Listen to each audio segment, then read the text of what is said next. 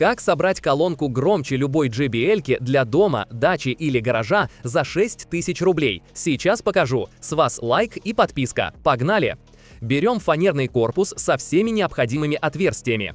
Ставим в него громкие DLL Audio Barracuda версия 2 с неплохим качеством звука. Кстати, точно такие же и другие динамики мы прямо сейчас разыгрываем в нашем телеграме по ссылке в профиле. Для верхов берем пару рупоров, также от DL Audio, и подключаем их к динамикам через конденсатор в комплекте.